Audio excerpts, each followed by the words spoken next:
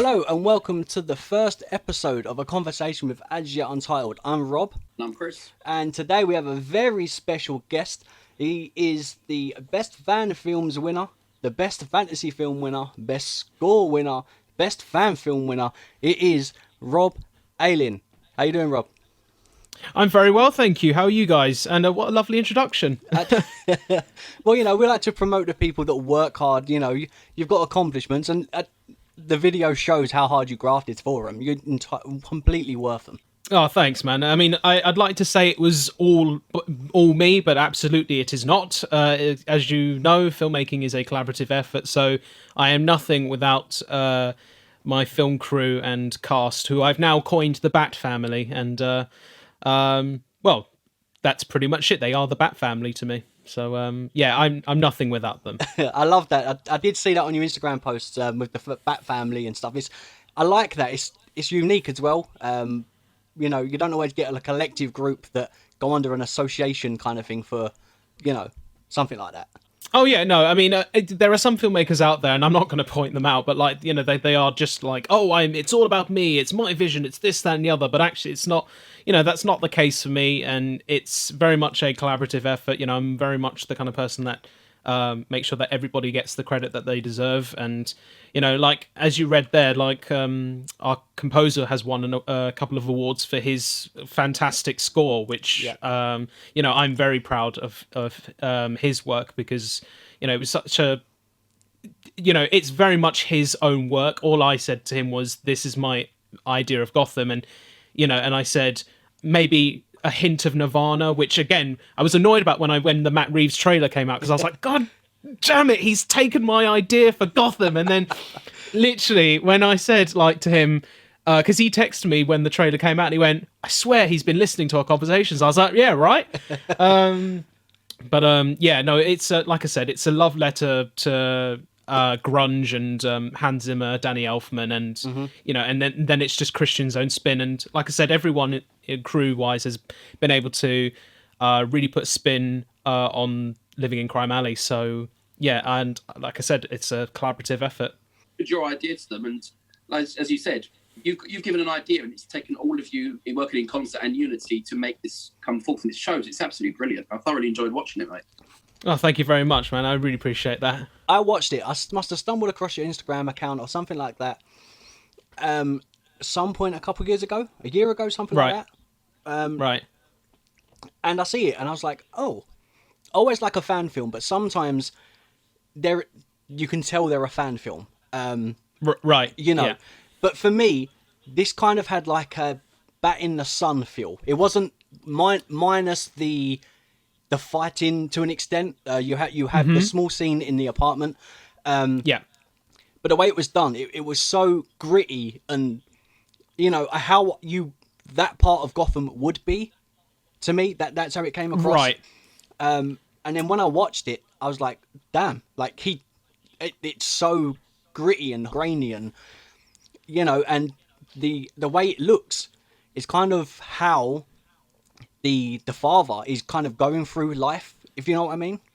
Oh yeah, no, absolutely. I totally understand exactly where you're coming from. First of all, thank you for that amazing compliment about Bat in the Sun, because they are Bat in the Sun Productions are one of our key influences. Like as in just they bang out some amazing short film work and some fantastic fan film, dream battles, as it were. I mean, I think the most iconic one they've done was probably the Darth Vader versus Batman, which again is, incredible. Never going to happen, but it's incredible. It's absolutely incredible. And, they really do bring things to life that you wouldn't ever expect, two worlds emerging type of thing. And for us, when I first started making Living in Crime Alley into this short film, I knew that there would be a lot of connotations with the term fan film, because as you said at the beginning, a lot of people, audiences out there tend to think, fan films, they're poor, they're as in financial circumstances, and maybe in this, just in story level, or even dialogue, or even down to actors' performances. Many people would assume, a fan film is just, very low budget, made on the cheap. But for me, I was very cautious straight away to challenge that perception, because my background is I am a film school graduate. I've trained and learned how to be a film director for the last, 10 plus years, and I graduated film school in 2014, and I've been learning ever since. And for me, film is a craft, and it's a thing that we, it just delves and melds over time through life experiences, but also just through making new content again and again consistently. And whether that's through, the agency I work for, or if it's just my own personal work. Yeah. And again, there is the connotations of fan film that I wanted to challenge, first of all, but also when you say to somebody you're making a Batman film, you got to step up, because otherwise, it's a very high bar to reach. But I've lived a life in which you either step up or you step aside, because there are other people that are willing to take your place in that way. So you've got to be able to show who you are, but also show what you're willing to give, and actually what are you willing to bring, what kind of perspective in that. And then that comes down to your point about the grittiness of Gotham, which for me, I don't think in particularly the films, or even the TV series, I think maybe the closest that's done it very well is maybe Nolan's Batman Begins, where you get that really gritty brown. The Narrows in particular is just very rough and horrible. But I mentioned that movie exactly to Rob just after we finished watching it. Right. I can see the clear link between what you've done and Nolan's work, especially with Batman. Oh yeah, because for me, there's many different references to Batman within Living in Crime Alley. Loads of Easter eggs, first of all, but also just loads of influences. And the Dark Knight trilogy for me is very much the realism, how much we can take of the reality of bringing these characters into a real world. And then you've got the flamboyancy of, say, the 89 Tim Burton movies, and not just because we use the Keaton cowl, but just the as I said, the flamboyancy of it, because at the end of the day, it's a 6'2" guy dressed in a bat costume. There is going to have to be some form of ridiculousness to it. And there's no, and this is, just going off to one side somewhat, but with Joel Schumacher, I really do appreciate him as a director. I mean, he made some amazing movies, and may he rest, because he was a fantastic director, in my opinion. Things like Falling Down, Phone Booth. I love The Lost Boys, and I have a soft spot for Batman Forever. Batman and Robin, we don't really talk about, of course, but, he understood that at the end of the day, that these movies have to be fun, and there is some fun and enjoyment within Batman Forever. And when you look at his ideas for what he wanted to do as well, bring that grittiness to it as well. And obviously the studios got in the way and were like, no, take the idea of a giant bat and everything out, and focusing on the parents' death and everything. It's just too much, too serious, whatever. But those are the really interesting things that people are interested in within that character. And I like to think that Living in Crime Alley is both an amalgamation of what is real, but also the flamboyancy of this world. And we very rarely stick to the ground level of Gotham. We're always used to being on the rooftops high above, and following somebody who's just got gadgets and this massive plane and a Batmobile and everything else, which is great. Do not get me wrong, I love that. But it came down to me of what do I know about my own experiences of living in kind of a rough place, and going through financial struggle, which they say write what you know, and that is what Living in Crime Alley is to me. I went through a very difficult financial period in my life. I lived in one of the roughest parts in London, specifically Leytonstone. If you know Leytonstone, then you know.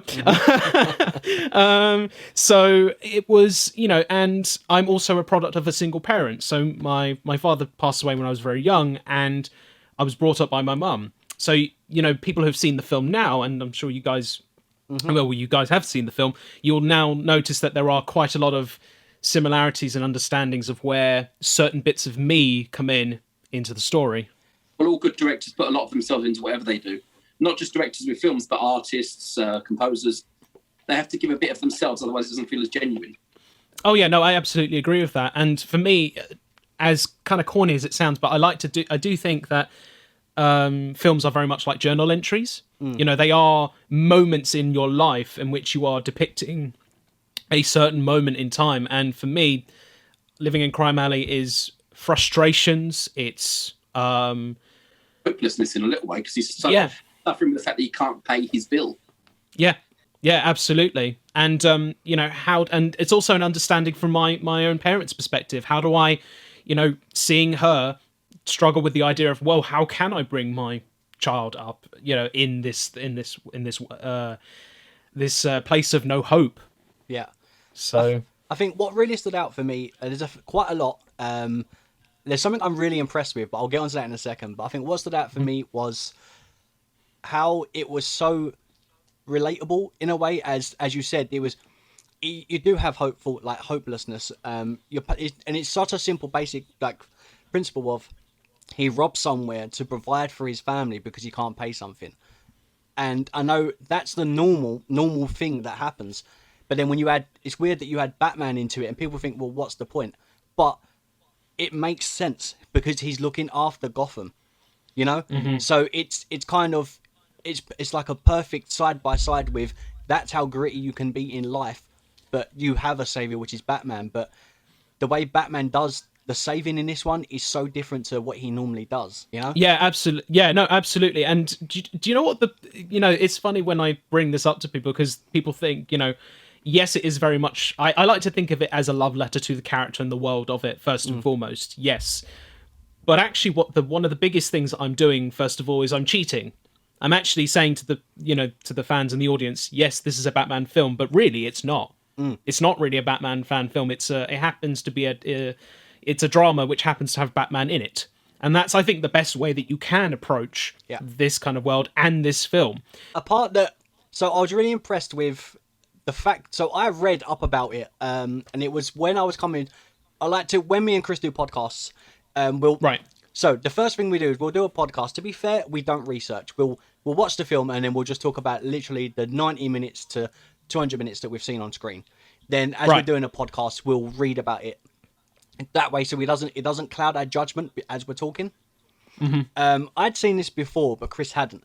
So I'd got Kris to watch it, and I had done the research and then watched it again. Right. But what baffled me was how I'd never realised the first time that it was shot in the UK. Right. Yeah. The American feel to it, the entire thing, which was really, once you realise, obviously, it's in the UK. Well, I mean, that was one of the most difficult challenges of the entire film for me, was bringing the believability that this could be America, and also that this could be Gotham.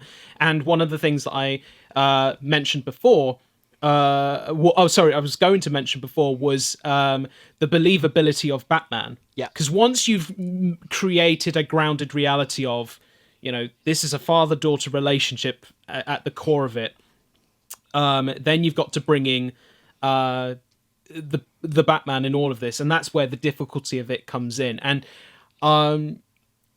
part of the uniqueness of this film for me was, you know, I could have easily shot this in London, because London is very much an established, you know, there are certain areas in London in particular. I know that Euston was used to film Gotham PD in the Dark Knight trilogy. The East London Docks, of course, was the Narrows in Batman Begins. And it would have been very easy to just go and shoot around there, and, you know, all the cathedrals and, you know, the Gothic buildings, everything else. But what a brilliant way and unique way to stand out by saying that Bristol got turned into Gotham City. Yeah. And, you know, that's one of the unique things that we are able to say with this film, is that we were able to utilize the architecture and art of Bristol and bring that to life and make that into our Gotham. And I guess, and it's also, it's a beautiful city, first of all, Bristol, but it also does have, and again, I think people will pardon me when I say this, it does have some very grungy areas, and it has, you know, these areas of, you know, pure darkness and, you know, grittiness, and, you know, it doesn't get photographed enough. And I just thought this is a really unique opportunity to actually to film it in this space. And plus, London, as you know, is incredibly loud and very, busy, whereas Bristol is a much smaller version of London, in my opinion. And of course, further productions in the past have done this. Only Fools and Horses, famously shot in Bristol. I'm trying to think. Oh, the TV program Skins, which of course was shot in Bristol anyway, but other TV shows which are based around London, like Sherlock. I was just going to think was another one, and again, I just thought it was a unique opportunity to really bring a different spin on a city that I love and have grown up in and have been living in for the last, God, how long have I been living in Bristol? About 12 years now, maybe a bit less than that. So again, London is photographed enough, and I just thought that many people know London enough to not have the differentiation between London and America and Gotham. And again, that comes down to the set design stuff as well. We made sure that we replaced, certain signs with American, signs like the Park Row sign you would have noticed as well, with the spray paint Crime Alley. All those little things add to it as well. Did you have to make sure to avoid any sites which would be blatantly obvious, like well-known, say, buildings, or like you said, road signs, which clearly show it wasn't American? How much effort did you have to go to make sure you were avoiding all those bits and pieces? It was really just as simple as just framing it out, to be honest with you. But then I have to give a massive shout out to Barry Wilkinson, who is the editor and VFX artist for the film. And you'll probably be really surprised when I say this, but a lot of the city backdrop is CGI. It's visual effects. Wow. So all the stuff that, in the apartment window, that's all visual effects. And that's a city in which Barry himself has found, and he didn't reveal what it was to this day, but I'm not going to reveal it to you guys because I think that spoils the fun. Trying to guess what the city scope he is using in the background, but you'll see that we've added little things like Wayne Tower in there as well, and obviously the bat signal comes up at one point. But there's a lot of visual effects work in this film which not a lot of people do realize. There's stuff in camera which we do, of course, but then there's stuff where we're using a lot of green screen, but we've managed to mask it out. Can I just quickly mention the point I was going to mention before about the Batman thing, which was the other thing that I've managed to do, apart from cheat the fact that I said, oh yeah, this is a Batman fan film, but in essence it's really not. It's a drama which happens to have Batman within it. But the other big twist in all of it, I treat Batman like he's the antagonist. I treat him like the villain in this, because ultimately we question, is he really doing any good for this city? Most people say, why do you live in Gotham City? Well, some people don't have a choice. Ask at the end, you can hear back I suppose, is it over his headphone, his network? He can hear all the crimes still going on. Mm-hmm. The crimes, his never-ending crusade. Was that linked to what you were saying? Like, is he really doing any good when all this crime is still continuing to grow and grow? Very good. Yes, that is the point. Yeah.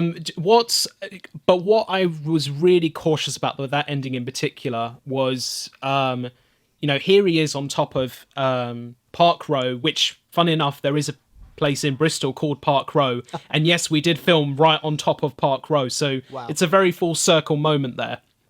And with Danny, aka Batman, on that scene in that moment, I really wanted him to actually sink in the moment of what's happened, questioning everything he's done.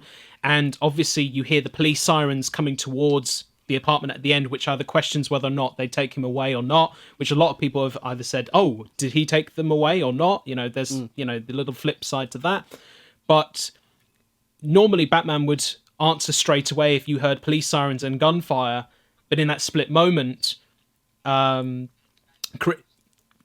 Chris is just standing there and figuring out should he continue or not. And it's literally just a split moment. And then he realizes with that scream that you hear in the background that it has to continue regardless. Yeah, that moment, props to who. So who was it who brought Danny in? As in, who cast him? Do you mean? Oh, so that was I have to give props to my casting director for that, which is Livy May. She pretty much helped cast the entire film for me. And so Danny is a trapeze artist. He's a weightlifter, bodybuilder, actor. You know, he was in Batman Live, so he was also John Grayson, I think he's called. Right.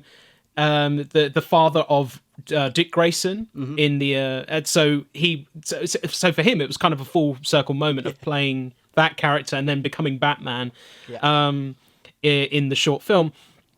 But so Livy knew Danny for years and had said, you know, because when you put a casting call out that says literally Batman, you have a load of people, you know, loads of people wanted to submit, so they submitted themselves, you know, and some people, you know, were submitting videos or really aren't suitable for the role. Well, there were people who thought it was more of a muscle thing rather than an acting thing, which, look, don't get me wrong, you know, you do need to have some muscle to be in the suit and to really bring this incredible presence as a, you know, 6'2" giant bat kind of thing. But, you know, there's much more to it than just having the physical presence. There's also, you know, the ability to act as well. And we'd had a lot of people, you know, submit videos and, you know, little, you know, scenes here and there.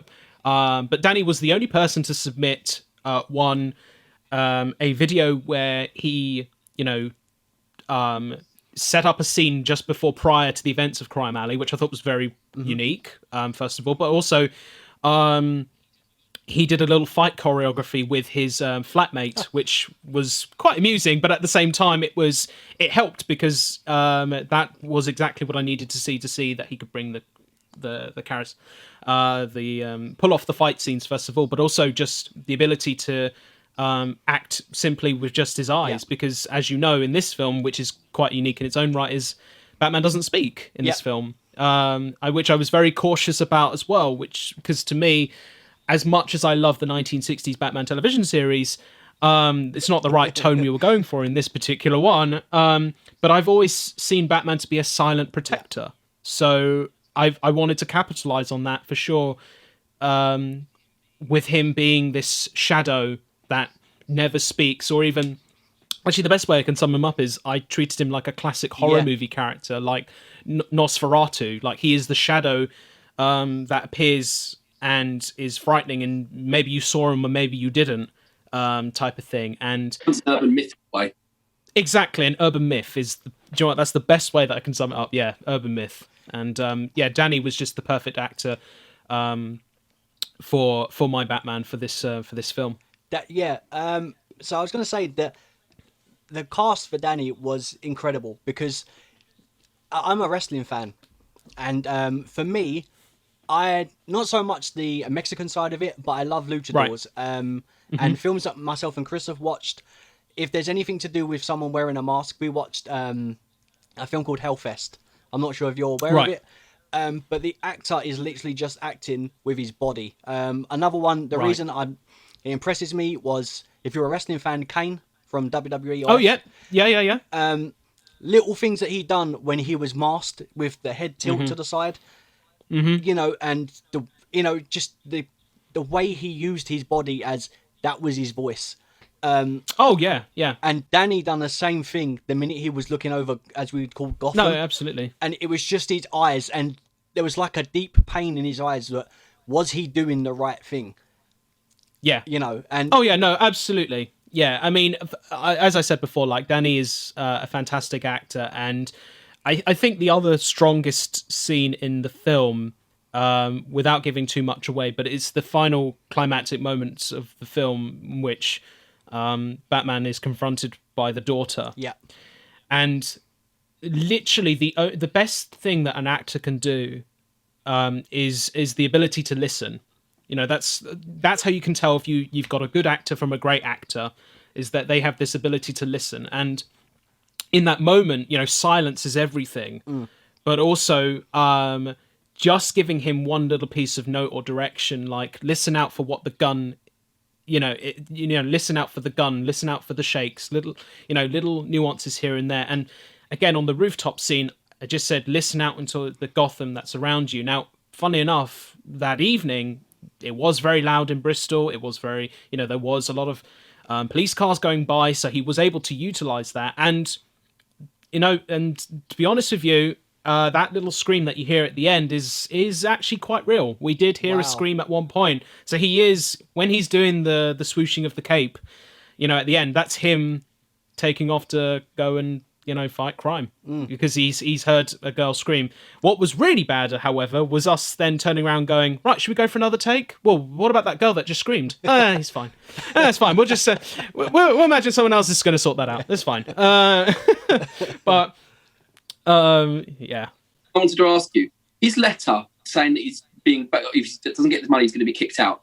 Right. He chose to use Daggett. Is that the direct link to the characters in the animated series and the live action movies? That is correct. Yes, Roland Daggett. Yeah. So one Roland Daggett, and there's a second one.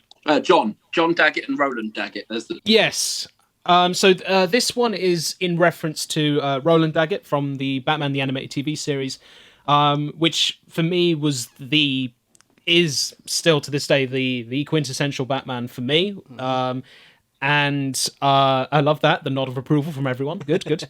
And I think it probably won't surprise you that one of the biggest influences of this particular film was the episode Appointment in Crime Alley, which is about, well, I suppose living in Crime Alley, but also it's about the financial struggle and the financial gain of that particular area. And Roland Daggett, for me, was a very interesting villain in that episode. And while I do think ultimately the episode is flawed because they are limited to a 22-minute runtime, the thing that I thought was missing the most was actually really getting to experience what it meant living in that space. And again, that's where Living in Crime Alley comes in, which it answers those questions and even raises even more questions within that moment. And I just thought, as well as loads of other Easter eggs in there, one that I'll give you in just a moment, but the Roland Daggett letter of Daggett housing was very much a big nod to that world and that influence there. And the other one, which is right there on the table as well, which is kind of my nod to saying all three main characters are in the room at the same time, despite the fact there's only two physical beings in there. There's a magazine on the table, which reads Time magazine, and it's a picture of Danny's face, Bruce Wayne, I should say, and he's Person of the Year. So when you watch that scene again, you will notice that it's Vincent Jerome, aka the father, Bella Champagne, the daughter, and Danny, aka Bruce Wayne, at the table as well. So it's little things like that I wanted to throw in because it just shows further storytelling and nods to the bigger universe as well within these characters, and it's also something fun for the fans to just pick out and go, those little bits here and there that they can notice. And as you said, Kris, you noticed the Roland Daggett letter right in there and then, so I'm glad it worked. So I was looking through the makeup list and stuff like that, and something really stood out to me about the cowl, Tiger Stone effects. So myself and Kris go to Comic-Con. I know a lot of people that have gone as Batman or have got stuff from Tiger Stone. What made you pick them instead of another company? Pure and simply because they were UK based. As far as I'm aware, they're UK based. As I remember, I think they are. Yes, I believe so.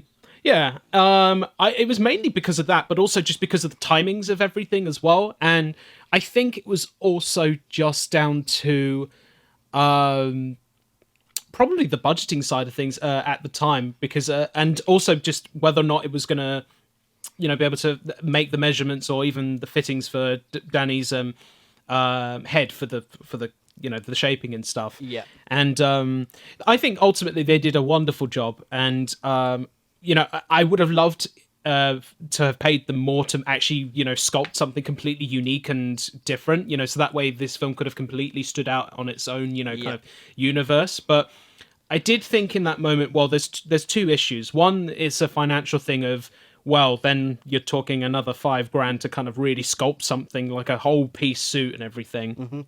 And I should also say Hero Forge Studios, the the cosplay team who actually built the bat suit as well. And that in itself is a big homage. I mean, you don't really see it sadly because of the lighting, but it is an homage to the classic grey and yellow and blue suit, which of course was in the animated TV series as well. But the emblem is a sharpened version of the 1960s Adam West suit, which I was very cautious to reference as well, because again, have a love and affection for that show as well.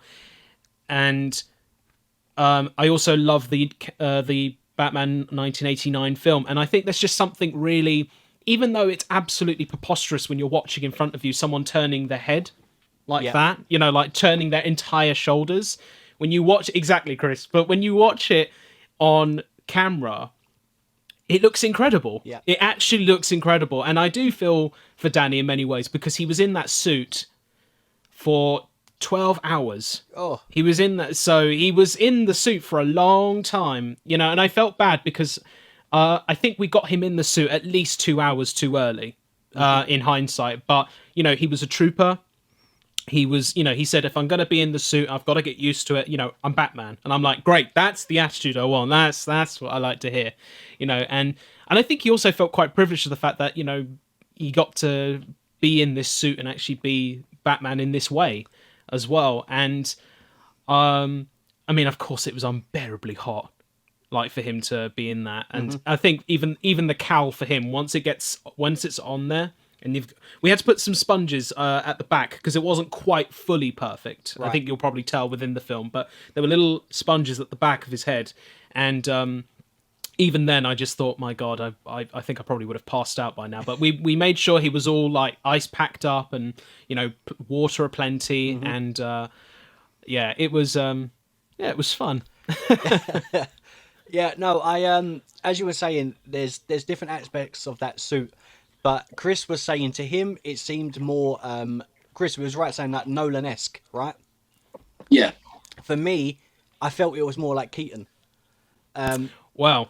And I have a love for Keaton. I think for me, people will disagree, but I think Keaton is the ultimate Batman. I don't think someone can top him. However, I'm slightly convinced that the new one, it could be up there. Robert Pattinson it could be a bit of a dark side of it that you're not going to see. And, but for me, Keaton's the one. And the way that you portrayed kind of like a plethora of all of them in one character just blew my mind. Like, I didn't expect to see so much from something so short. Oh, thank you. Again, I very much appreciate that. Again, I can't take that credit. It's down to the actors and the crew once again. But it's funny you mention Keaton,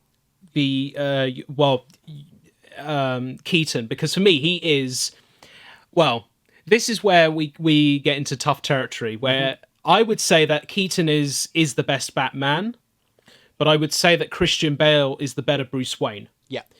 Because when you're casting for Batman, you're ultimately casting for Bruce Wayne first.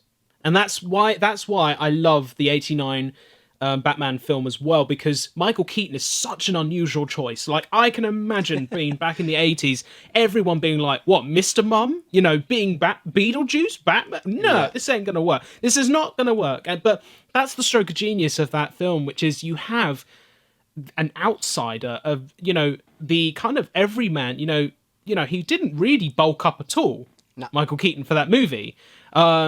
It's the suit that does the work, and that's the magic of that film for him. And I think that's why his Batman still tests the time to this day, is that he makes the suit do most of the work, and it's more the subtleties in his performance that make him a very strong Batman.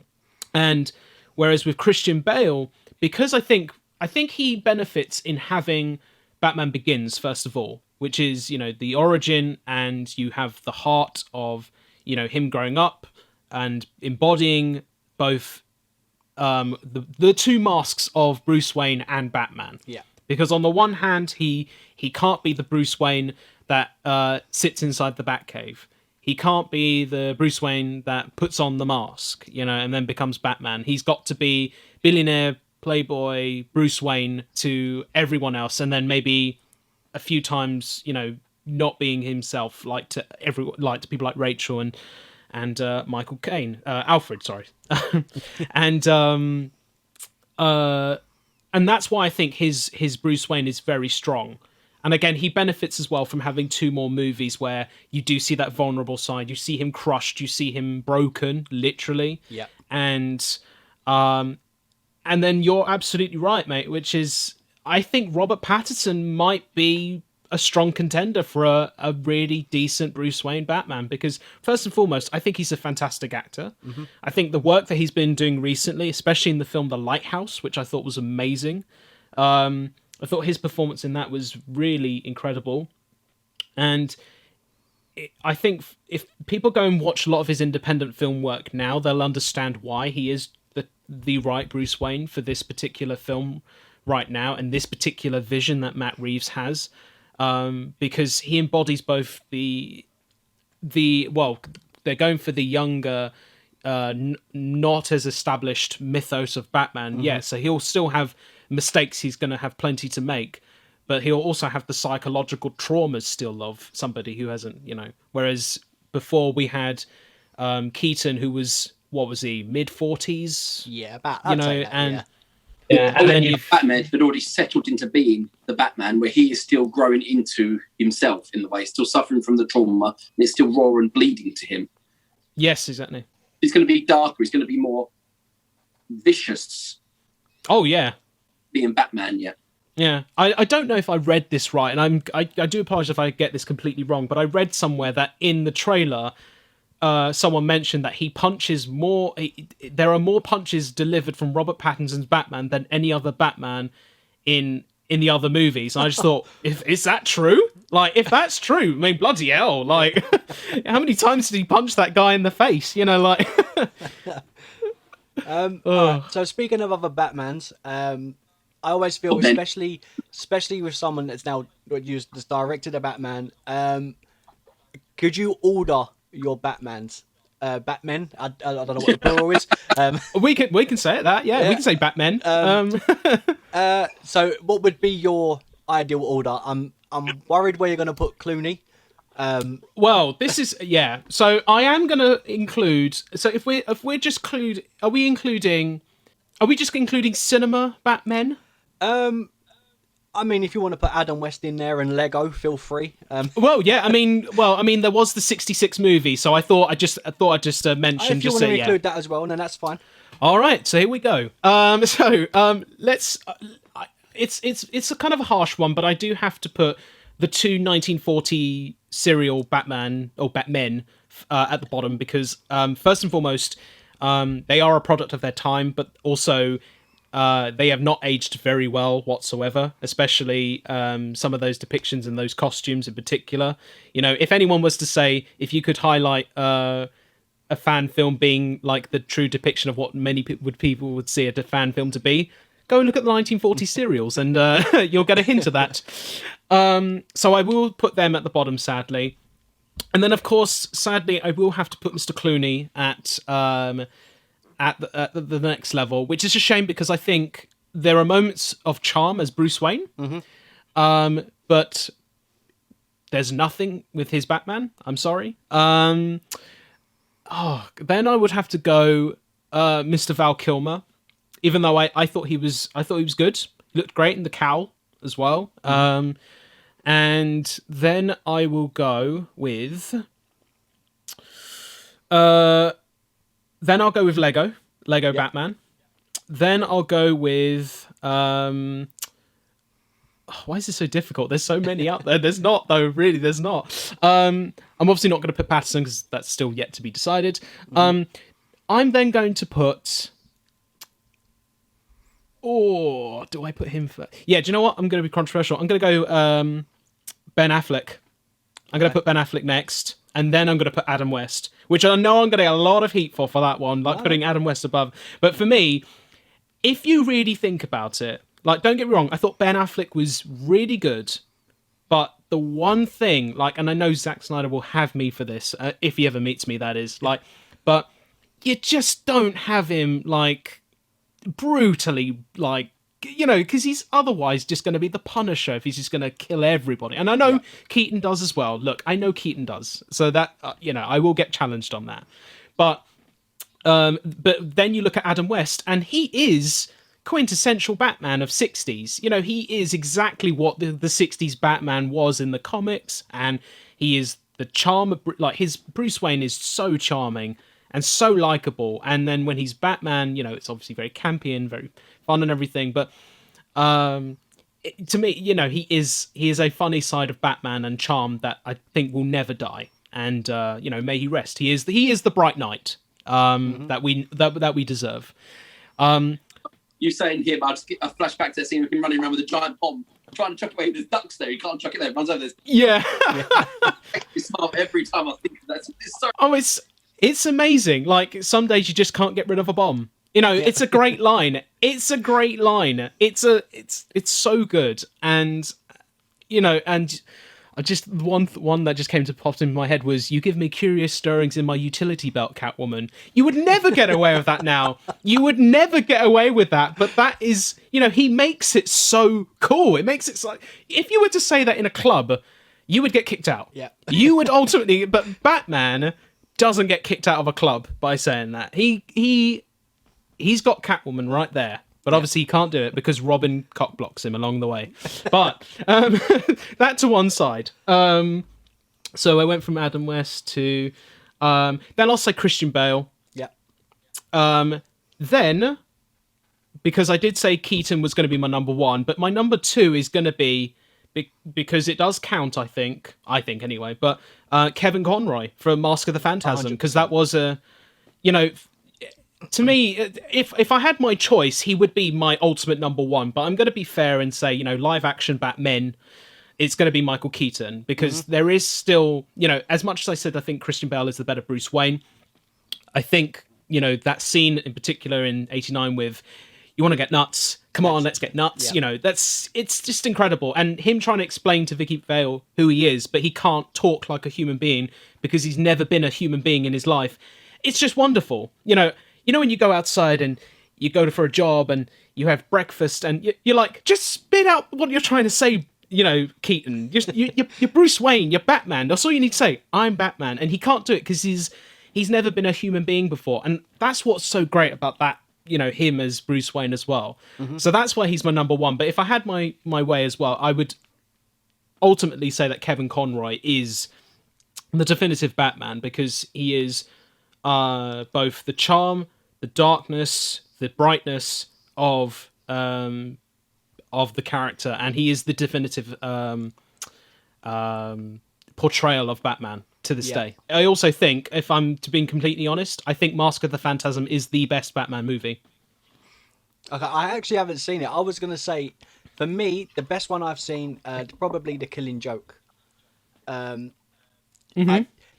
something about that I always took the graphic novel and the movie version, and even though it's the same thing, I always read them as different things, because I can't read the graphic novel without hearing those voices. Oh, of course. Yeah. Of course. So even though there's the same thing, I tried to look at them as different things and thought Batman is this character, because so much is a little bit's missed out, but I think for the right reasons. Yes. Yeah. There's certain scenes that I think they took out for definitely the right reasons. But yeah, I think Hamill as Joker, I had literally had this conversation earlier on, that I think if you can portray a character and put terror into someone with just a voice, the ability of that character is incredible. And as you said, Conroy does the same thing. If you need saving and you just hear Conroy's voice, you think, "Oh, I'm fine."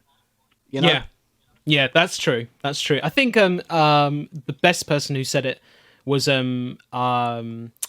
Andrea Romano as the voice director of Batman the Animated TV series. When you cast for those voice acting roles, you're not just casting an actor, you're casting for a voice with character. And that's exactly what Kevin Conroy and Mark Hamill embody. They are those characters. They are those the voices with character. I said recently that if you can close your eyes and you hear those voices, in your head, you can, and they say them, you can't hear pictures, with, you can bring a picture into your head when you hear something like Hamill, even when he's not doing the laugh, it's Joker, and with the same with Conroy as well, it's either Bruce or it's going to be Batman. And I love the fact that he's able to switch between the two just like that. It's remarkable, absolutely remarkable. Yeah, exactly that. So when I was looking through, again, so as we went on the YouTube channel, so I either get it wrong or right. Is it Noir or Noir? I think it's Noir. Noir. Yeah. Yeah. Me and Chris were having that debate before you came in. So you released a Noir version. Right. So you've done it for Batman Day. I did, yes. Yeah. Which one do you prefer, the Noir or the color graded? That's a really good question. So I've debated a lot about this one as well. I think ultimately, I prefer the colorized version, but I love. So I should mention the reason why I did the Noir version, not just to celebrate Batman Day, first of all, but it was coming up to the release of the year of the release of the film. And one of my lecturers at film school had actually suggested the idea to me. They said, I really loved the film, really well done, gave me some technical pointers about what I did wrong. I was like, thanks, teach. And then he turned around and said, this would make a great film noir, if you just colorize the film in black and white. And at first I was a bit like, but doesn't that cheat in a way? When you make a film noir, you're literally purposely making a film noir. So you've got, the lighting is very, high above. It's, it's overexposed. Your backgrounds are darkly lit and everything. So go and do that with your film now. Just change it in black and white and see the effects. And literally, I just threw a grade very quickly over the top of the trailer, I think it was. And then I looked at it, I went, damn, he's got a point.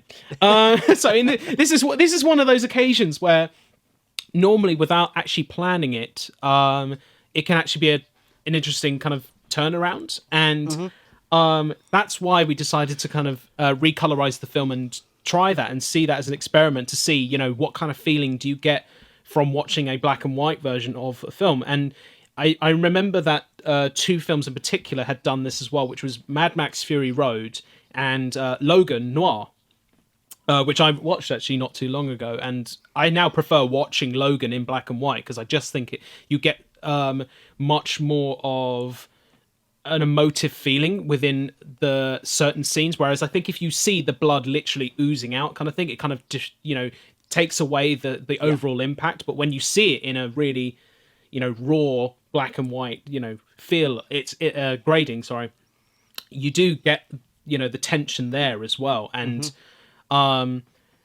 For me, with Living in Crime Alley, I still think the colorized version is the best version because it was intended to be that way, and plus you miss quite a lot of the some of the Easter eggs as well. Yeah, I think, and but I do think with the black and white version, you do get as corny as it sounds, I do think you get a different film entirely in a way. A feel of the film, I think. I mean, what do you guys think when you watch, both those? Is there a difference to you? Chris, do you want to go first? I haven't watched all the way through in black and white.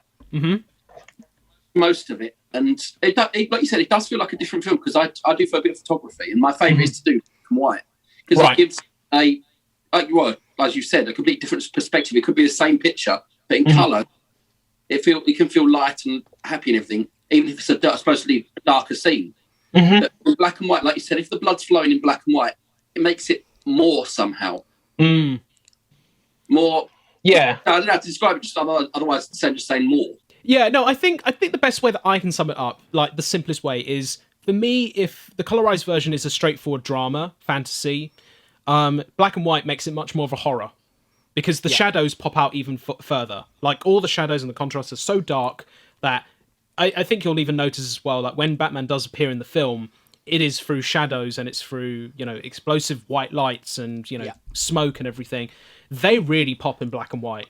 Like, even more so than I thought they would in the colorized version. So, I think that's probably the best way to sum it up, is that... the noir version is feels more like a horror than a drama. Yeah, when I watched, I watched the first time I watched it in color. Then when you released the noir version, I was really interested, so I watched that today. Then I watched the color one again to see a comparison. And I don't know why, but the noir one, for me, there's something. It just feels grittier, even though there's no color to make it gritty. You know, it's so plain in itself. But I think the fact that it's so plain in color, I think makes it a bit more terrifying. Yeah, that's a good way of looking at it, I think. Yeah, and yeah, I can't really add more anything to that. I think you're right. I think there is a bit more terror there. Especially that scene when Batman pans up behind and you've got the smoke, the lighting. Oh, that is just one shot. It's a beautiful shot the way it's done. It's so good. I have to be completely honest with you. In that one shot is the first take. Oh wow. Well, we did it an additional 4 times just to be safe. But it was one of those moments where, and what was really funny in that moment was, so throughout the year, I hadn't shown Vincent, the guy who plays the father. I hadn't shown him the costume. I hadn't shown him any other like bits to do with Batman or anything else. You know, I had shown maybe like a shadow picture, and he went, "Oh, that's the Keaton cowl." And I went, "Yeah, there's the Keaton cowl. Yeah, you can tell about that." But everything else, like the grey and the emblem and everything else. So the very first time he meets Batman in the film, aka Danny, is the first time he sees him in camera, and I wanted to create that distance between the two of them. They met in the morning to do a little choreography, you know, the show them how to do the punch and little things like that. But then after that, they had no like chat between one another throughout the day because I thought that might create a bit of tension, you know, whatever. But also the distancing between the two. But then I had this like almost kind of like frozen moment of, you know, because I knew what was coming, which was, you know, the big bat reveal. And you'll obviously notice it's a massive homage to the 89 Batman film with the cape going up and it's the face covering the... Yeah. And I forgot to call cut. So I was stood there and it had gone so well that one of the people just nudged me, and because I was kind of in the moment. I wasn't looking in camera. I look... whenever I watch... actors or the scene play out, I stand right next to the camera because I trust the camera operators enough to know that they don't need someone looking over their shoulder going, "Oh yeah," you know, because that's not me. I'm much more of a, you know, focus on the actors kind of director, and I watched it play out and I saw it and it just went so well to the point where I was stood there frozen because I was almost like an audience member thinking, what the hell's going to happen next? And I had a little nudge from someone, and then I just went and cut there, because then I realized in that moment I'd forgotten completely where I was because I felt like I was in the moment with them. And it was such a wonderful moment and it was, I think it was also just that moment of, we have prepped so long for just this one moment, you know, for it to kind of culminate in this whole kind of image, you know, and to finally have him arrive on screen in that moment.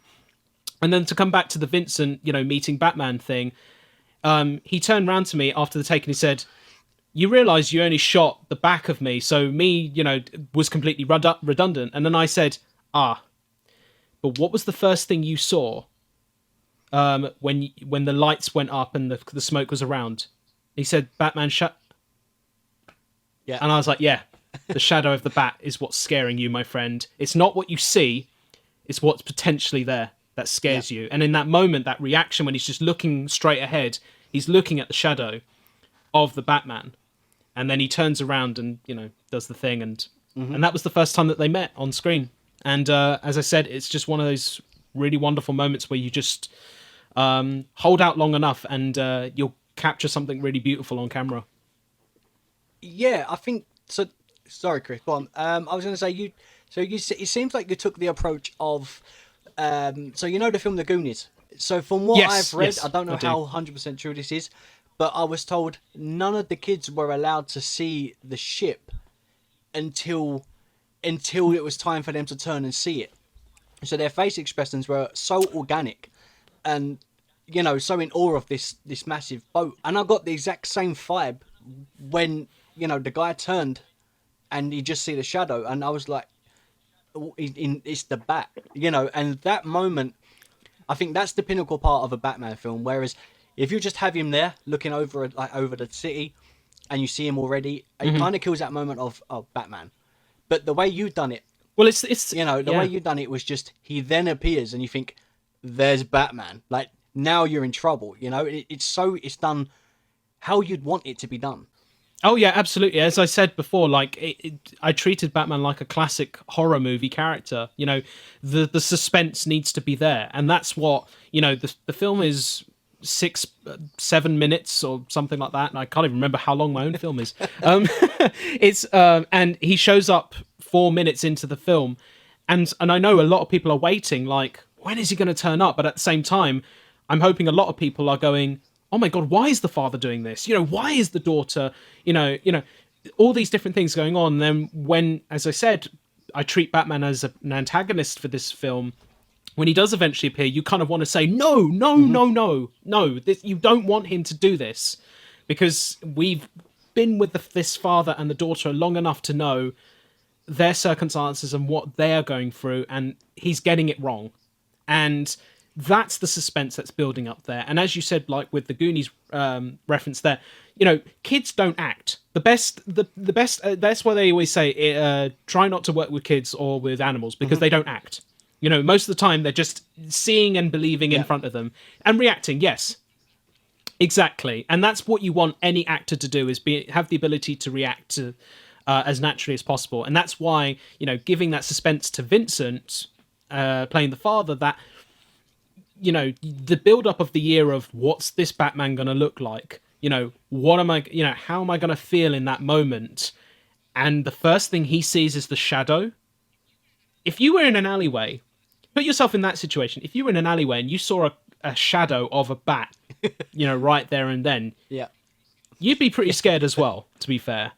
With his character, the dad, he, as you said, he lives in Gotham, so the bat is always on the edge of his mind, because if he knows he's going to commit crime, he's got to know that the threat, the boogeyman that hunts the baddies, is always going to be around. And he's doing what he can to help his family. So, like you said, Batman is the bad guy in this. Absolutely. And he knows, in his back of his mind, he knows as he's committing this crime, even before he sees the shadow or anything, he knows that any second, the tension is building, that Batman could swoop down. So that's why he could always be so terrified as well. Absolutely. But the other question that, I try to highlight within itself is, even at the very beginning of the film, is whether or not really, as you said before, Kris, it's the mythos, is the urban myth. Is he really out there? And one of the pieces of direction I gave to Vincent when he comes out of the apartment, the first thing he does, I'm sure you've noticed, is he looks up into the sky. Yeah. And looks all around him just to, it's almost that uncertainty of, I don't believe this, but he could be out there. Mm-hmm. Is he out there now? And that's the fear that he brings to this city. He should be bringing hope, but he brings a big piece of fear in all of it as well. Yeah. So what was the hardest part in the writing for you? Because there's not too much. What I love about this is there's not too much dialect that it's overpowering, but there's enough that you're so like keeping your eye on what's happening. It's visually pleasing, so the minimum dialect complements it.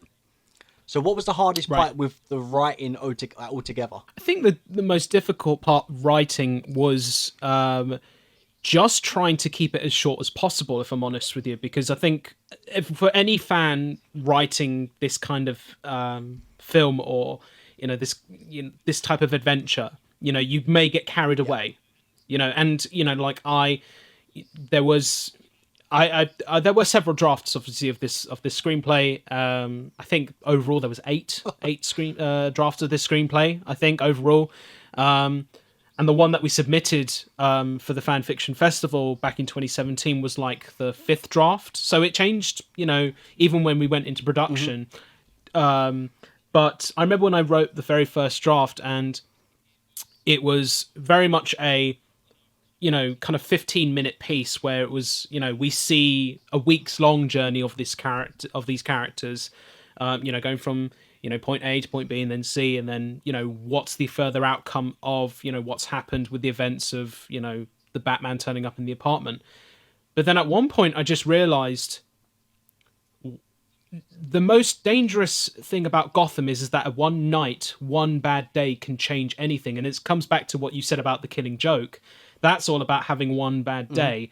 And that, for me, has been quite a striking thing with anything to do with Batman, is that one choice, one bad day, one bad night can change everything in your life if you live in this world.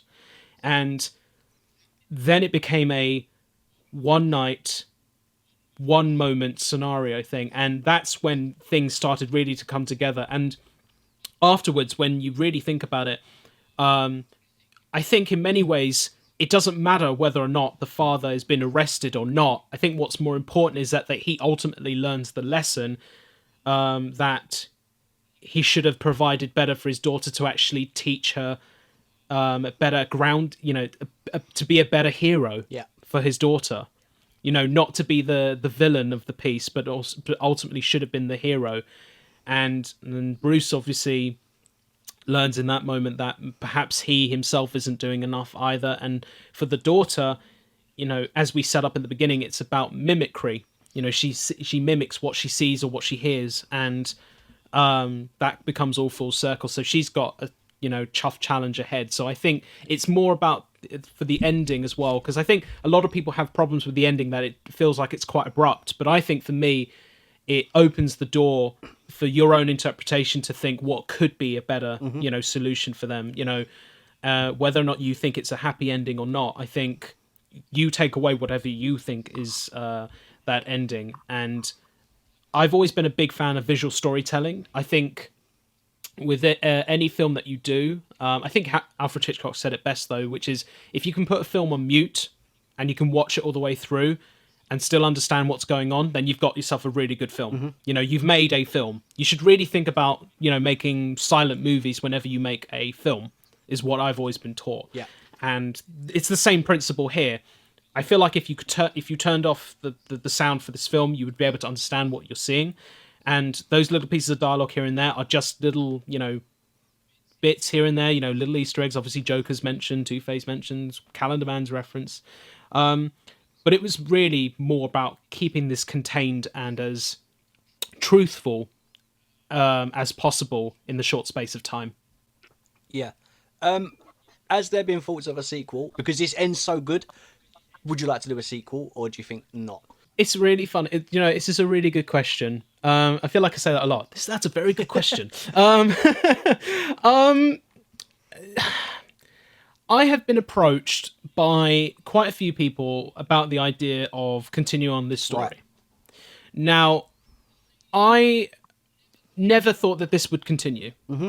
I never thought to myself that this would be the start of, a series of something, or, a continuation of something. Yeah. And the biggest compliment, which is so meta, by the way, is having fans either recreate scenes with action figures of your work that you've done, or they've created fan posters of the film that you've done, or the even bigger compliment is they've written a story or a screenplay based off the fan fiction screenplay that you wrote. And it's like, this is weird. This is so meta. So people have sent me stuff. Of your fan fiction? Basically, yeah. That's pretty cool, actually. It's the level of it that increased. Oh yeah, it's incredibly flattering. It's a massive compliment, but I've had to be very nice to them and say, look, I really enjoyed what you read and everything, but I don't see the. For one example, someone mentioned the League of Assassins, and I was like, I don't quite see the League of Assassins being really part of Living in Crime Alley, but I love how you tried to implement them in, and it was very kind about it all. But for me, it's this is much of a grounded story that is a one-off piece. Now, if say DC or even HBO Max, please, were to approach me and say, how about doing a Black Label series, like they're doing right now with the comics. You know, they're doing Black Label Elseworld stories. If you'd like to do a, you know, Black Label series entitled Gotham, you know, Gothamites or Living in Gotham type series, you're damn right I'd be up for doing something like that, because I think there's potential within that. I think ultimately, though, I think the one question within what you've said, though, is would I really, you know, would I like to return to this world again? And I'd rather not say it, but I'll show it. But, you know, if the time does come and they do need somebody to direct something, Yeah. that's all I'll say. That has been the dream project of mine for years. You know, grew up watching it and reading about it, and I think in this day and age now more than ever, I think we can have a story like that as well. And I hope, you know, they do bring it to life at some point. But if they don't right now and they wait for it, then that would be ideally the dream project for me. So I will return to Gotham one day.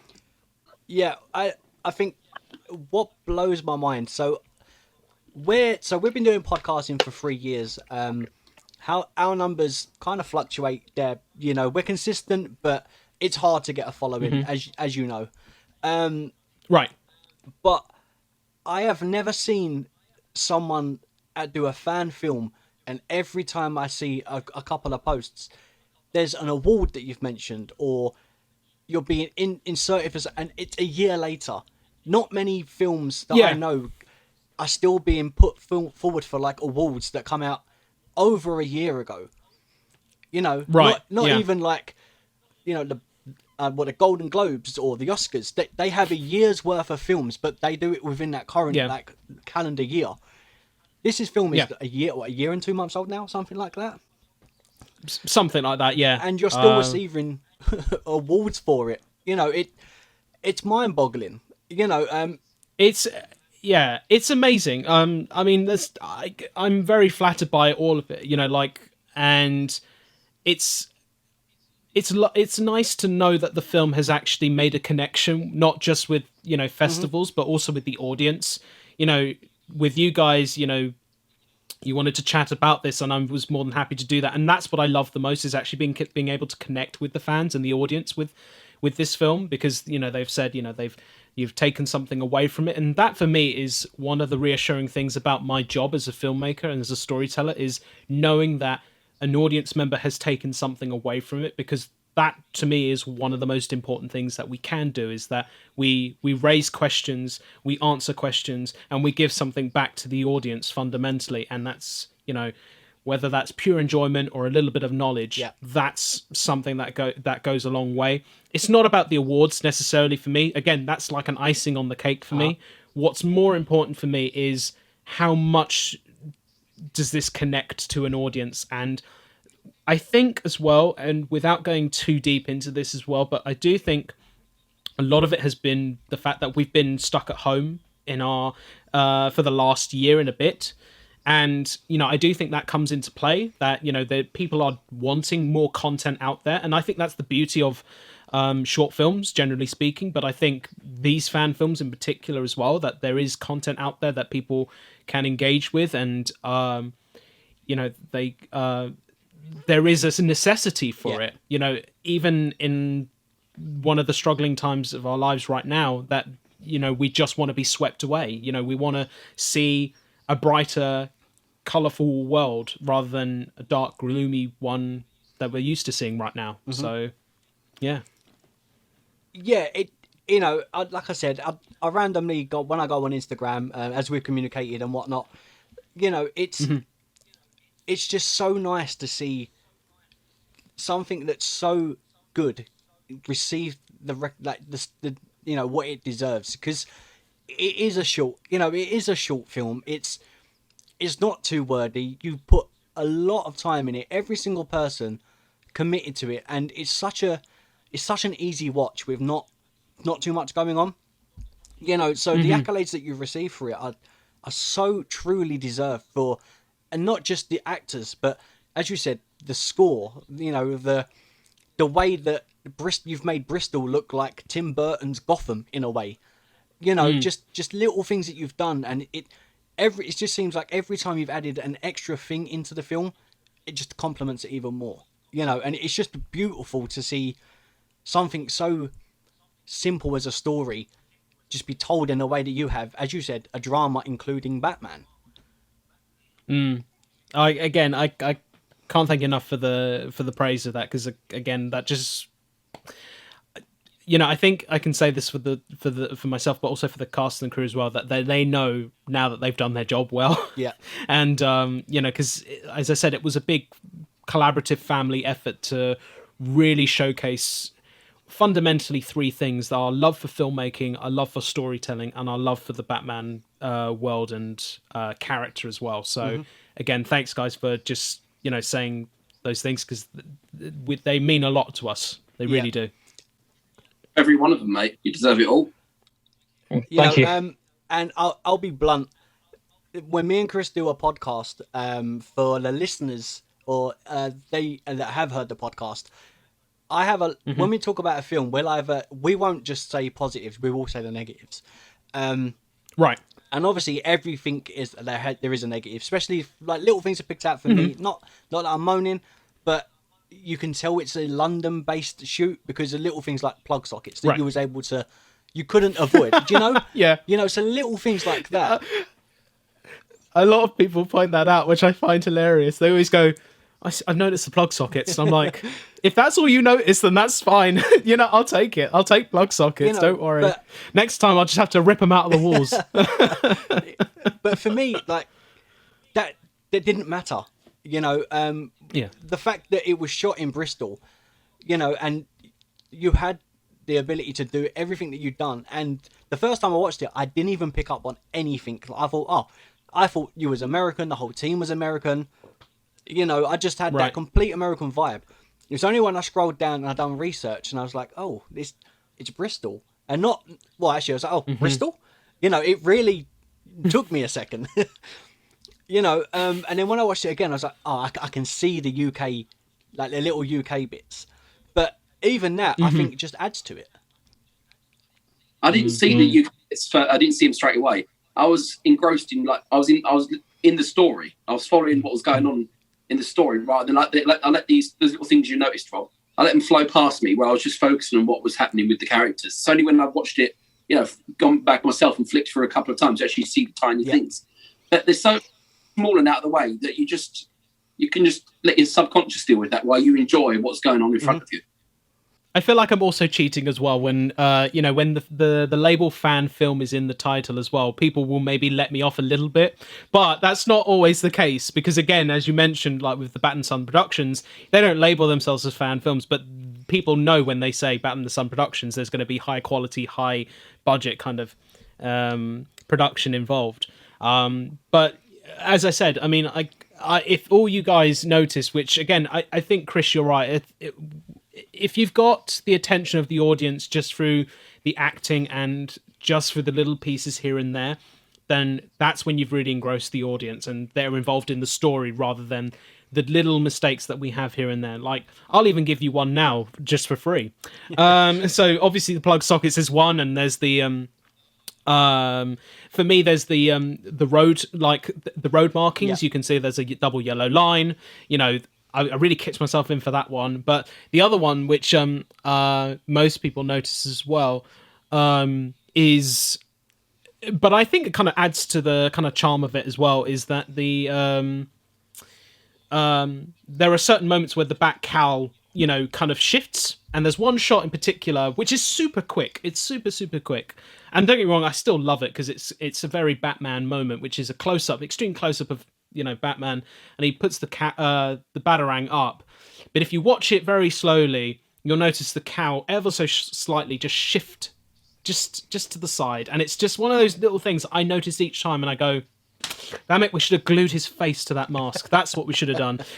You know, next time when we make this film, when we make another Batman film, we are gluing the person into. That's why they put them in the latex rubber suits, so they can't get out. That's so they literally stuck onto the suit. You know, that's why you don't have that problem. But, and actually, one of the things we did do was allow Danny to have trousers so he could go to the toilet if need be. Yeah. which is something that no other Batman has ever been able to do. Well, props to you for that. You've had any messages from over-the-top super Batman fans complaining about anything? Oh, that's a... Oh. You'd have some people that take it a little... I enjoy it. I'm a Batman fan. Yeah. I'm not going to go over the top. I'm not going to look for every single piece of Batman meta just to try and make problems. But you will find people who do that. Oh, of course, yeah. I mean, it's funny you bring that up because I've actually brought out my enemies list. So let me just write out... I've got some enemies right here, so let's point them up. No, I'm joking. I love the fans to pieces, but there are certain individuals out there that can be, shall we say, overly enthusiastic about the world. How very polite of you. Oh, that's the only way I can put it. But they are overly enthusiastic is probably the best way of putting it. You get the odd message here and there that will say, "This isn't my Batman. My Batman would never do this. I don't understand why this would happen like this, or why the signal goes off." And I just have to clarify, it's not...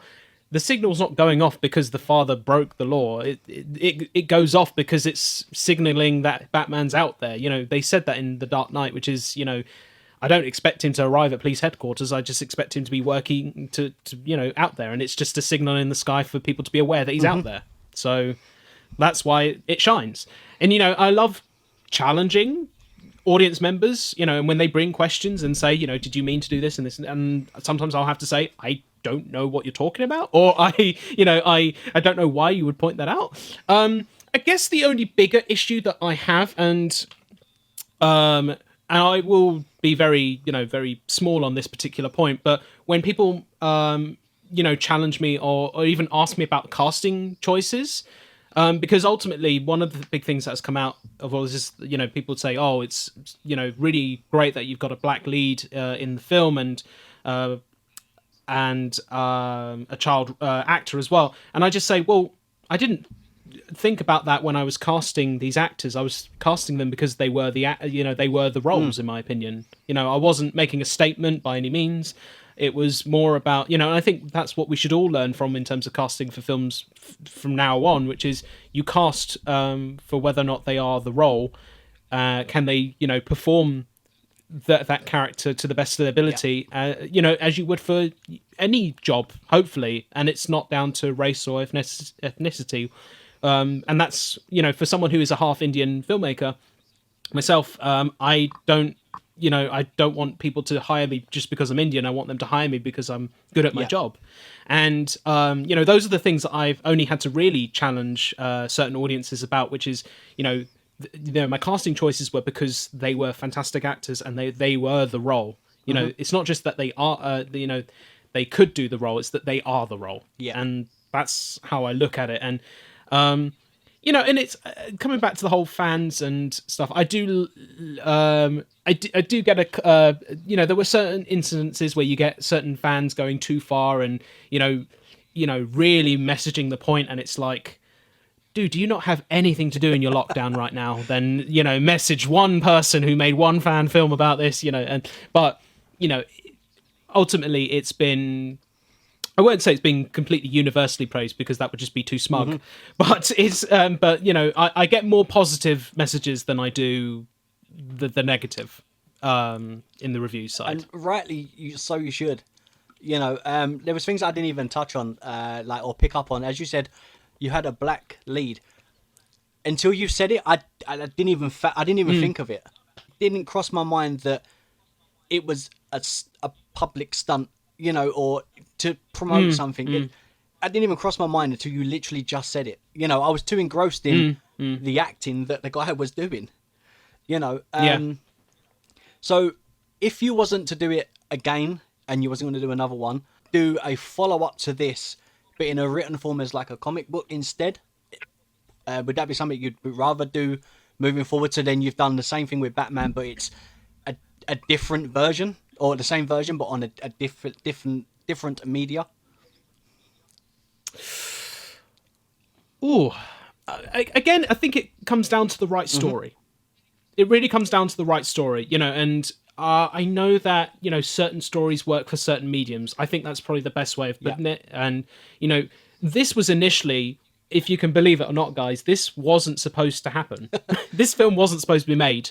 I put off making the film for 2 years. Wow. And the reason being was because, if I'm completely 100% honest with you, I was scared. Mm-hmm. I was afraid to fail.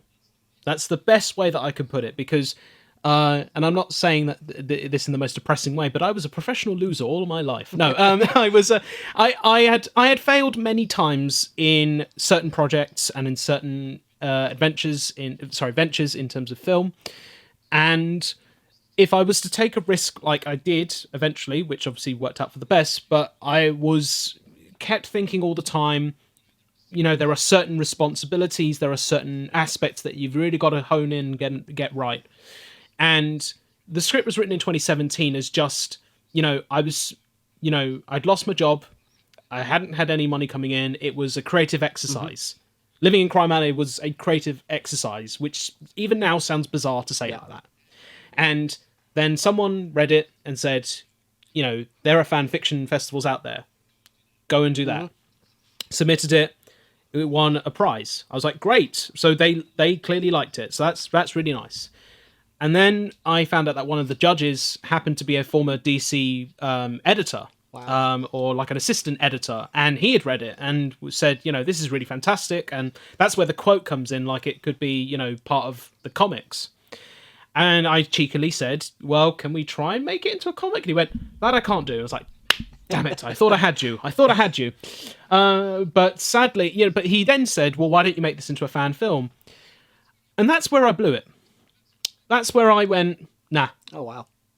And I felt bad saying it, not like in front of him because we hadn't met in person, but it was over emails. And I just said, if I am to make that endeavor, it would be a very big financial risk for me. I think I just gave some really terrible excuses, as you would, I'll go and do the washing up later kind of thing because, it'll keep it, those kind of excuses. Mm-hmm.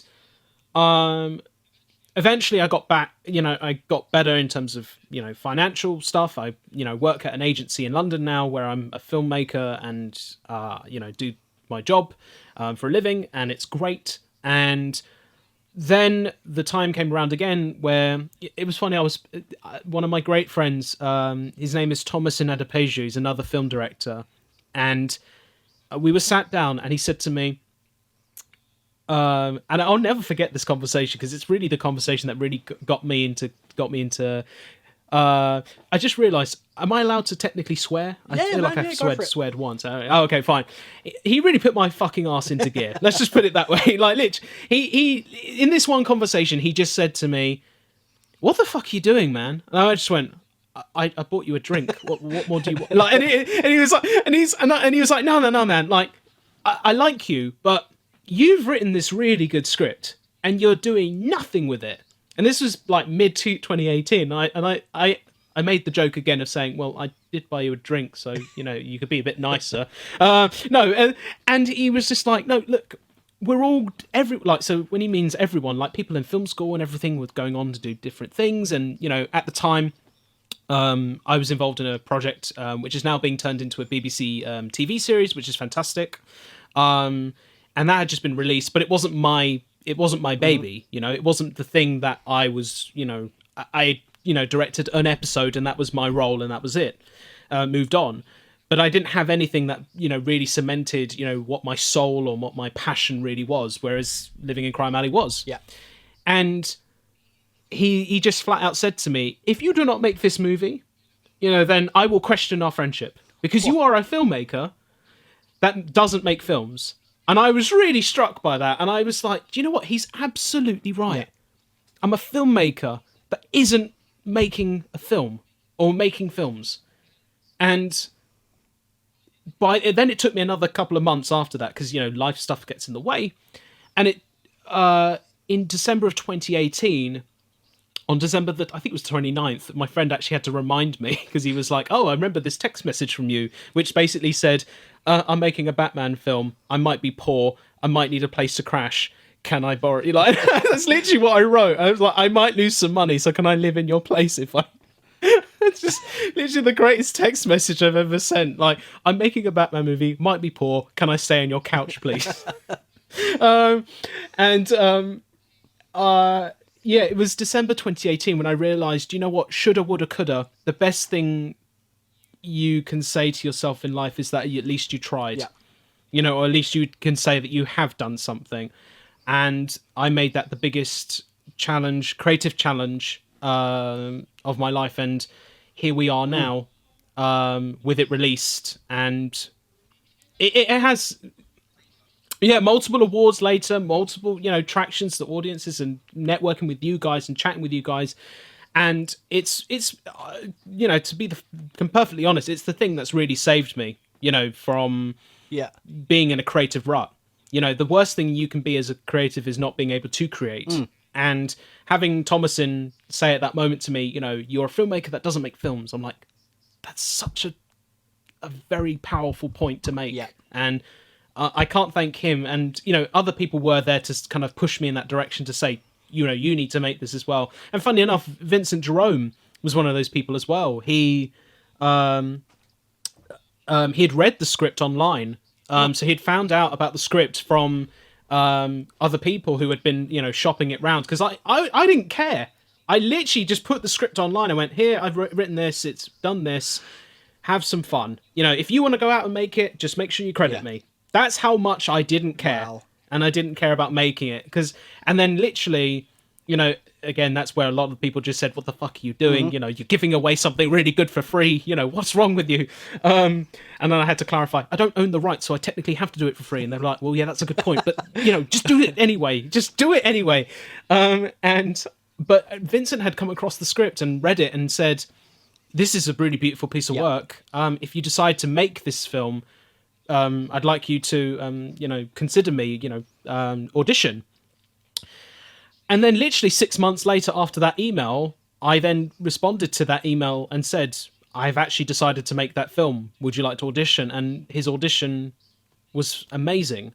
And, and again, it's wonderful having that connection with another fan who then becomes now one of your closest friends as well. Not just closest collaborators, but also one of your closest friends as well.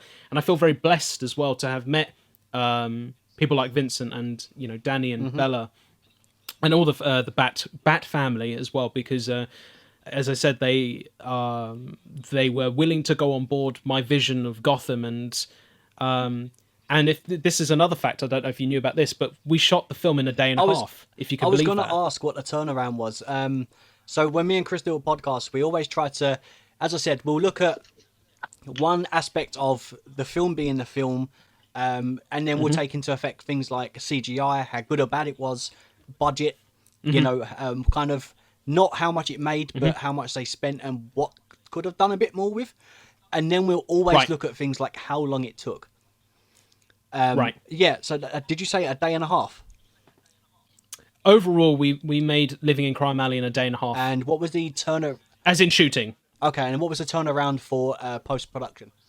So we filmed on September the 14th and 15th of September 14th and 15th, 2019, and the film was released on December the 13th of 2019. Oh, wow.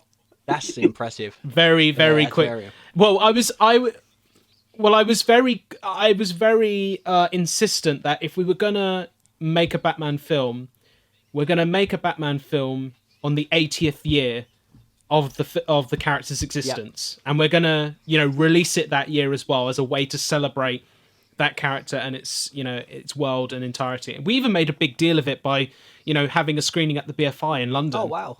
So I managed to blag and say I was a student. Obviously, this would have been without the beard then. So, I'm a student. I wear Batman clothing. They are students, yeah. And managed to blag, kind of a student pricing. And, we hired out one of the best screenings in the BFI, and we made a big thing of it. We had, some agents come down. We had some producers and, official heads from DC were there as well. Wow. DC World UK were there. They were really, and we made a real big thing of it to kind of give it the big celebration it deserved. And as I said, I was very cautious of making sure that we had it released on the 80th year of the character's existence, because there was the whole long live the Bat hashtag, the Batman 80, and of course it was the 30th anniversary of the Batman 89 movie as well. So, it all kind of became full circle, really, with perfect timing, perfect coincidence, and it was almost like it was meant to be. Yeah. So, what's next for yourself? I mean, do you do a lot of work with, as you call them, the BatFamily, or like in other projects, or do you go with them for one specific thing and you have another group of people for a different project? And what have you got next? So I tend to collaborate with a multitude of people. The BatFamily I've collaborated with several times. Some of the people that I've known for years was the first time I'd worked with them on a project together. So we'd known each other for about 5 or 6 years, and we'd never worked on a project together, and Batman was the first one that we did. And that was really great, and we just realised, we should do this more often. It's like, we should, rather than just talk about movies, we should make movies more often. It's like, let's do that. So, that has become a really great thing now, to just be able to, go to them for not just obviously to be crew members, but obviously to, look over scripts and everything. And I collaborate with, as I said, just lots of different individuals. And, I'm always looking to meet new people with new skills and new craft as well, the possibilities are endless when it comes to meeting new people. And what I'm working on next, there's two things that I'm currently working on, and one of them is actually a film that I release. I actually haven't released it, fun enough. It's going through the festival circuit now, and it's a film that I made in lockdown. I made a short documentary, a 90-second documentary, about being in lockdown, but also without giving it too much away. But the film is called Hands, and it's based off my parents' struggle physically and mentally with dealing with lockdown. And since we made the film, it's gone on to go around the festival circuit. So we've hit 10 film festivals so far, which has been great. And we literally just picked up our first lockdown film win from the Woodland Film Festival in Australia, which was lovely. So there's that film that's out there at the moment, which is probably my most personal work I've done. I think if I think someone put it best, if Living in Crime Alley is my enthusiasm, my passion, then Hands is really my soul. It's a very, very personal piece. And even if I was to say what it was about really now, it would be a massive spoiler. So I'll send you the link, and you be judged for yourselves. But the other thing that I am doing as well is I'm taking another leap of faith, and I am making the jump to feature film, finally. And that is the next stage in my career, as well as making short films on the side, because, again, never say never. I would like to finally make the jump to feature films, because I think I've got two stories in mind, which I think would be really good feature films. And I think once we're out of this situation, or maybe I might even take the risk and actually go out and film it during this time now. What a story that would be, to actually make a feature film during the pandemic. Because I've done it already with Hands, and I could do it easily with the feature film. I say easily, maybe a bit of money, but I've got plenty of ideas rolling around, but I'm always up for collaborations as well. If someone's got a decent story out there that they want to tell, and I've got an engagement or a certain truth that I can add to that, then I'm there. Yeah. All right, so we'll start wrapping up in a minute. Is there anything that you would have now done different after you watched it back? I'm assuming multiple times due to editing and, with the screening and stuff like that. Was other than slight things that you said, like the double yellow lines, the plug sockets, little things like that, is there anything that you would have changed, maybe just a little bit different for your own being? God, those little plug sockets there, I'll just rip them out next time. I really will. No, I guess the big thing that I think I would have, I wouldn't change really anything, in essence, because ultimately the mistakes that I see and other people see, that they help me learn. It's a big learning curve. Every film that you make should be a big learning curve, I feel. There's no such thing as a perfect film. Although Toy Story 3 is pretty damn perfect, I'm not going to lie. That's such a random film I could have thought of as well. I literally thought, what's a perfect movie? Toy Story 3? Yeah, let's go for that. I've got a picture of Kubrick films right in front of me as well. I could have said any of one of those as well, like Dr. Strangelove or 2001, like any of those films, but Toy Story 3, great. That's going to be on your post later on. He said Toy Story 3 was a masterpiece. Well, when we, yeah, why not? So we're going to do a podcast on the 6 second and then release it as an episode. But when we flop over to the little bit where we talk about films, we're going to make sure that's in the edit for the... Your name in the quote underneath. Toy Story 3 was the perfect film. Yeah. Oh, dear. Goodness me. But I guess that it's not so much of, one thing I would change or anything, but I think the one thing I would have loved to have done differently, or at least had more time to do, is have the freedom to play more, like on a film set. Because I think one of the things that I'm very good at, but at the same time I'm probably not so good at, is being overly prepared. I was always taught the 7 Ps in production, which is proper pre-production prevents poor post-production, which is quite a mouthful, I know, but, it's really ingrained into me. And that was something that my film school lecturer taught me. And I just thought, you know what, I'm going to keep that with me for the rest of my life, because it's so simple and so easy to remember, and I will never forget it. And for me, in any film I make, it has to first and foremost have a purpose. It has to have something to say, and I have to have some engagement with it in some way. But I also need to be very much prepared, and one of the things I like to do is be prepared enough to the point where I can literally toss my script or my notes to one side and say, right, we're in the moment, let's see what we can actually bring to this. And there were certainly moments like that on the set of Living in Crime Alley, but then for the most part it was a very tight machine. It was, because of the budget that we had, also the time frame that we had, we had half a day the night before doing the night sequences, and then we had a full day. Like, we really utilized the full day to film, the apartment scenes, the Batman scenes, and even the final thing we did shoot was the finale where he's on the rooftop. That was a really lovely way to end the shoot as well. But I just think giving more freedom to experiment would have been, I think, gone the extra mile. I think to really give everyone really the chance to kind of really experiment, because I think most people did have some chance to experiment. But if a camera operator comes up to me and says, I've got this idea for something, rather than saying, I'd love to try that, I would love to say, let's try that. Or when an actor comes up to me and gives me a choice and says, perhaps I could try it this way. I would love to say, roll the cameras right now and let's get that other take. Let's get a new take. Let's get this.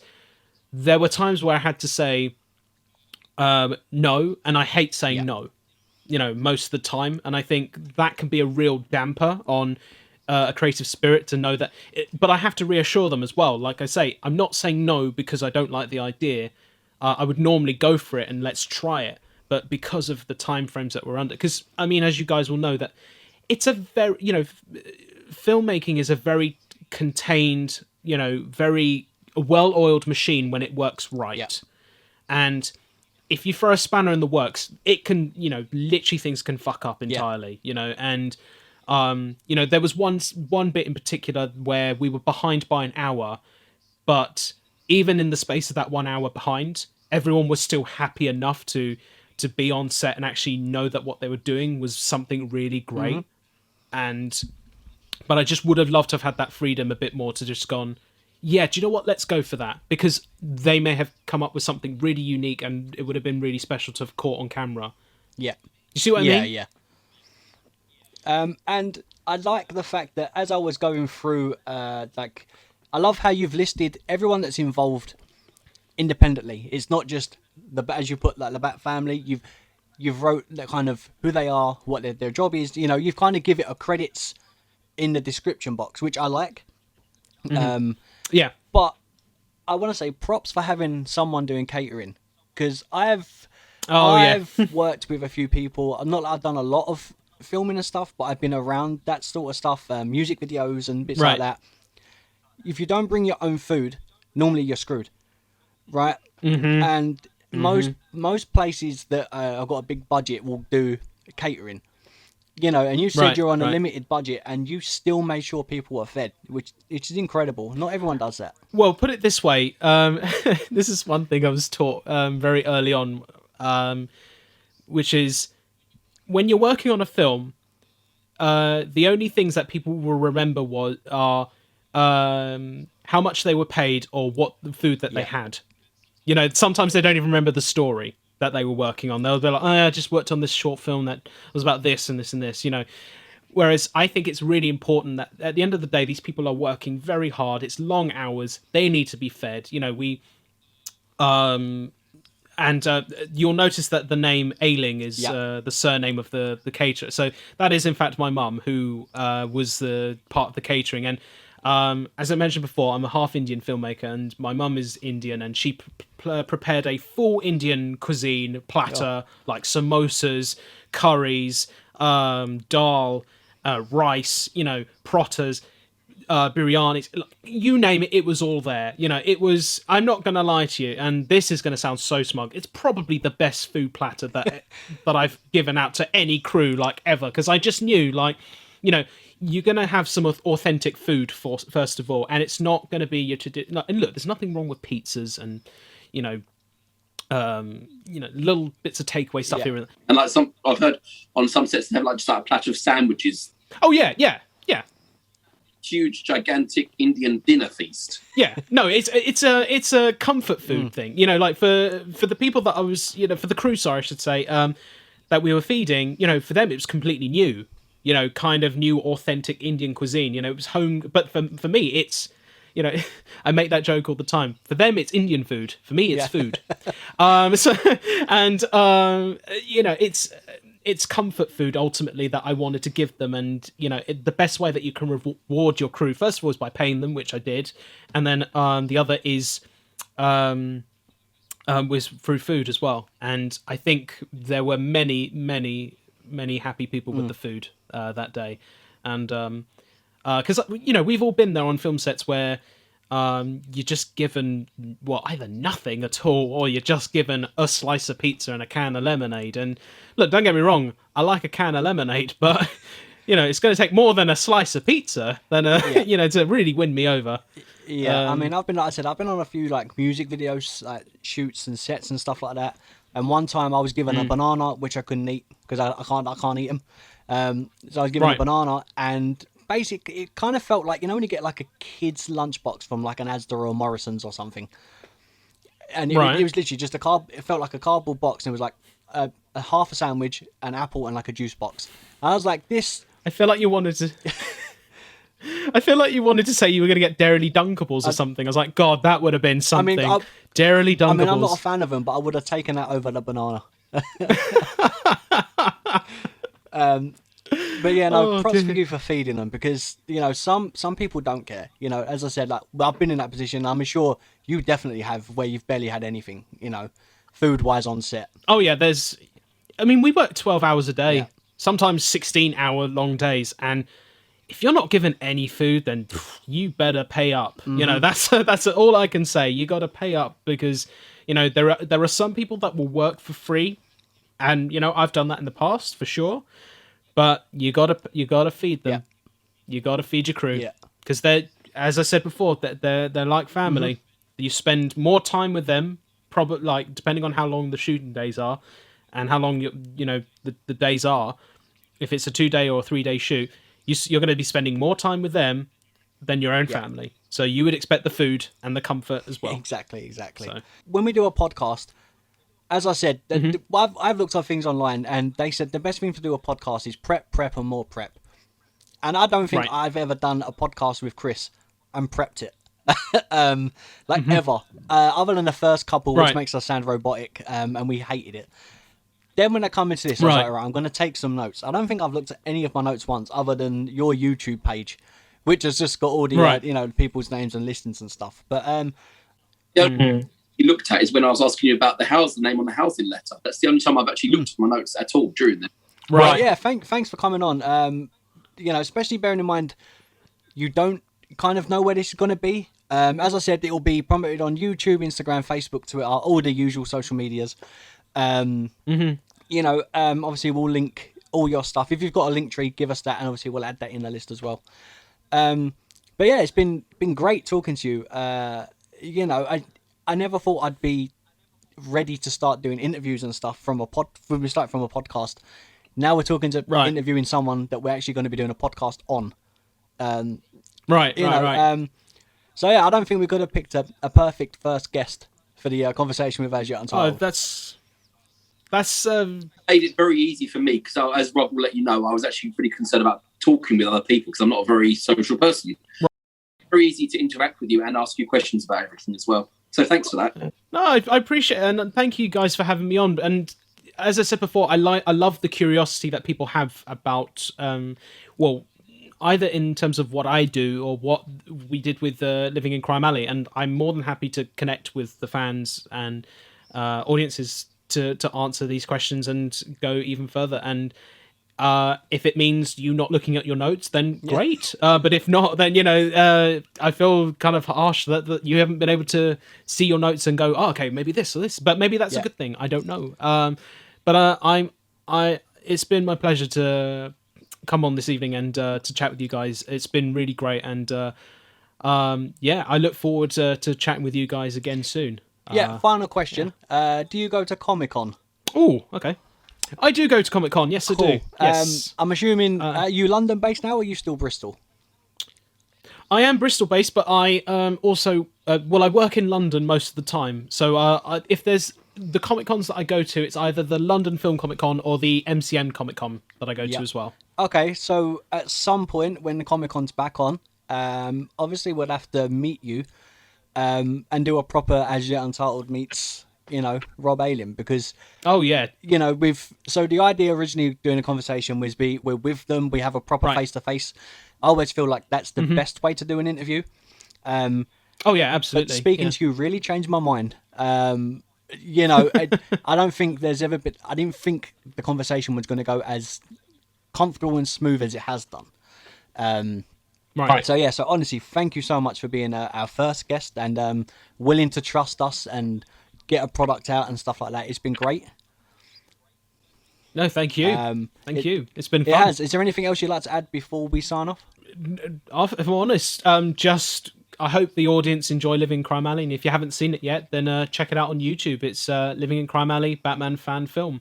And I apologise if it's not the Batman film you intended, but maybe it's the one you need right now. Exactly that. All right, Kris, so is there anything else you'd like to add? Only the fact that in both the black and white and the colour version, you've kept the pink sign of Living in Crime Alley on the street sign. I love that, even in the black and white one. That little that funny enough was a kind of a last minute addition because I saw it in black and white and I was like, that needs to pop, because that's it's almost the it felt like a Sin City thing to kind of really make that little bit pop. So that was a very cautious choice there to make sure that we had the neon pink there as well. Yeah. So. Yeah. Oh, thank you. But like I said, we've both enjoyed talking to you. Both of us have enjoyed the short film itself. But all of you that are listening on the YouTube channel, if you haven't heard the podcast, go back over and listen to the podcast. And then if you want to come back and listen to the rest of this, go ahead. There may be things that me and Kris will talk about without Rob here. Nothing negative, of course. Maybe just things that we may see extra when we watch it again. But yeah, this has been our first conversation with AsYetUntitled. So until next time, please rate, review, subscribe, hit the notification bell so that way you know full well when the next episode or something that we've got coming out is ready.